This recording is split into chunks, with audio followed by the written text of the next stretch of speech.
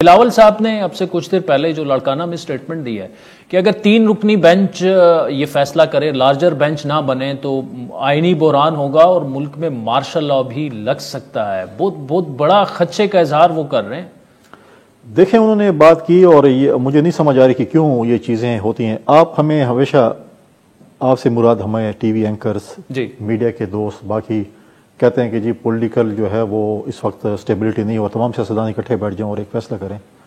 تو اگر آج اعتراض ہے جوڈیشری پہ کہ آپ کا بینچ ہے وہ ٹوٹتے ٹوٹتے 3 پہ آ چکا ہے، اور اگر کہتے ہیں کہ اگر آپ ایک لارجر بینچ بنا دیں اور اس کے فیصلہ آ جائے اور قوم دیکھ لے، آپ بھی دیکھ لیں، پورا ملک دیکھ لے کہ لارجر بینچ نے فیصلہ کیا ہے اور اس کو ہر کسی کو ماننا پڑے گا. اب مجھے اس میں یہ کیا قباحت ہے اس میں لارجر بینچ بنانے میں؟ اس پہ تو کوئی مجھے سمجھ نہیں آ رہی کیوں نہیں.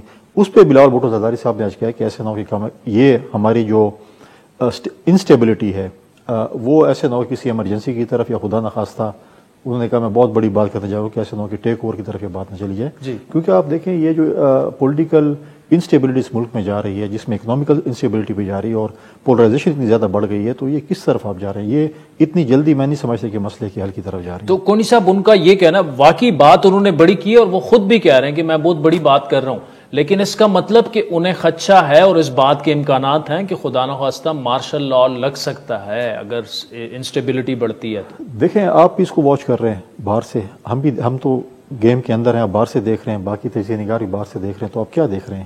کیا اس مسئلے کوئی حل نکل رہا ہے؟ حل تو مجھے مسئلے کا نہیں نکل رہا.